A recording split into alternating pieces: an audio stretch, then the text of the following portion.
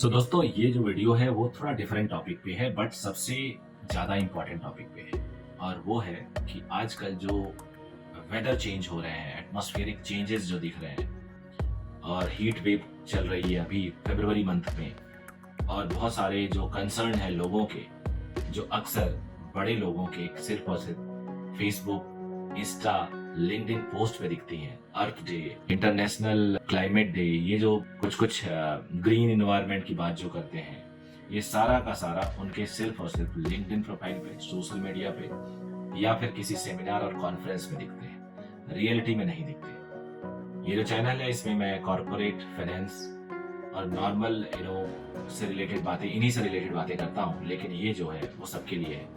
तो इसके लिए ना तो किसी चैनल की डेफिनेशन की जरूरत है, ना चैनल के निश की जरूरत है।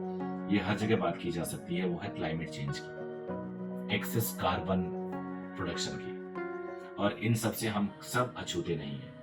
चाहे वो अगर वेस्ट की बात हो कि हम कैसे अपनी एनर्जी को यूज करके उसको हम एटमॉस्फेयर को और ज्यादा खराब एनर्जी देते हैं और ज्यादा हम हीट देते हैं।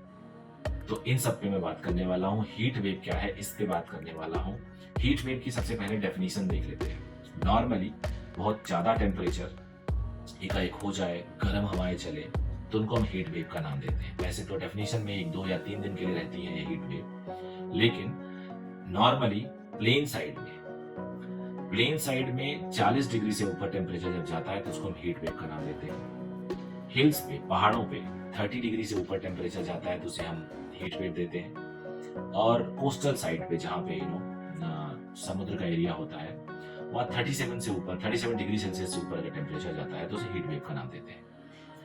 अभी से कई जगहों पे एक गर्म हवाएं चलने लगी हैं, जो मई जून में होती थी वो फरवरी में होने लगी है। जो पूरा क्लाइमेट का चेंज है, जो आपके जो वेदर के एक मंथ वाइज कंडीशंस हम लोग जानते हैं कि कब दिसंबर से लेके जनवरी तक 2 महीने सर्दी रहेगी, फिर फरवरी से लेके मार्च तक हल्का फुल्का एक मौसम ऐसा रहता है जो बड़ा अच्छा सा लगता है लोगों को, बसंत ऋतु हिंदी में कहते हैं, वो रहेगा। फिर गर्मियाँ आएंगी, फिर रेनी सीजन आएगा। लेकिन अभी सारा सिस्टम चेंज होता नजर में आ रहा है। कई इस पर रिपोर्ट्स आ रही हैं, लोग चिंता भी कर रहे हैं, लेकिन एसी वाली कंपनियां खुश हैं क्योंकि उनकी बिक्री ज्यादा होगी।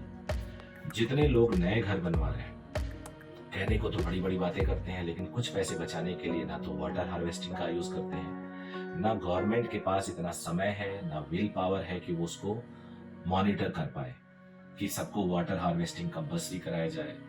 सबके घरों में कुछ ऐसी चीजें, ऐसी वॉल्स बनाए जाए जहां से हीट का असर कम हो, एसी का यूज कम हो।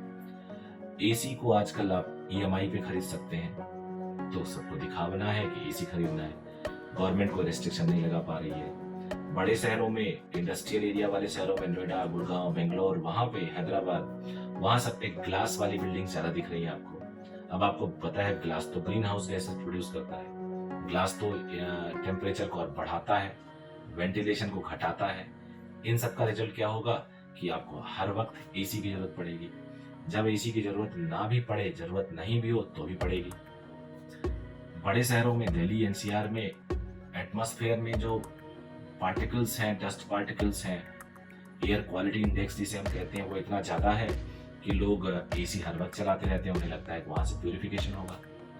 विंडो और बाकी चीजें वो खोल नहीं सकते क्योंकि उन्हें लगता है कि उससे और ज्यादा नुकसान होगा। तो ओवरऑल एक विशेष सर्कल बनता जा रहा है। हम चिंता तो जता रहे हैं, लेकिन हम उसको और बढ़ाने वाला काम कर रहे हैं, जो कभी भी हमें ब्लास्ट करके देगा। नेचर के साथ कोई खिलवाड़ नहीं कर सका है। तो जितना भी हो सके हमें इस टाइम गवर्नमेंट पे इस चीज के लिए प्रेशर डालना होगा, बिकॉज इंडिविजुअल लेवल पे काफी कुछ हो सकता है, लेकिन ओवरऑल अगर सिस्टम को चेंज करना है तो ऊपर गवर्नमेंट लेवल से काम करना पड़ेगा, क्योंकि रिस्ट्रिक्शंस और बिना डर के कोई कुछ नहीं करता। पेनल्टी हो, डर हो, कानून बने, वहां से मुझे लगता है फर्क पड़ेगा। अभी मैं पहाड़ों पे विजिट किया था उत्तराखंड के, तो वहां पे ऐसे ऐसे निर्माण हो रहे हैं, पहाड़ काट दिए जा रहे हैं, और वहां पे कोई अथॉरिटी है ही नहीं जो मैप सैंक्शन करे, जो प्लान दे, इतना वाइड रोड होना चाहिए, इतनी कटिंग होनी चाहिए, इतनी नहीं होनी चाहिए।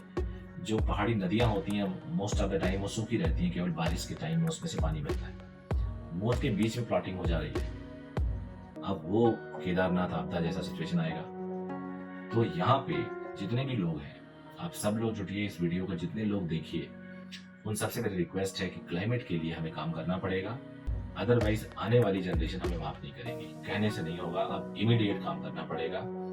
Illegal constructions, energy inefficient buildings, water harvesting के बिना बनने वाली बिल्डिंग्स, इन सब पे रोक लगी, नहीं तो सिचुएशन कभी भी ब्लास्ट कर सकता है, और जो हमारे लिए कहीं से भी सही नहीं होगा। तो इतना ही था इस वीडियो में। चैनल को सब्सक्राइब कर लीजिएगा, अगर वीडियो पसंद आए तो लाइक जरूर करिएगा। Thank you very much.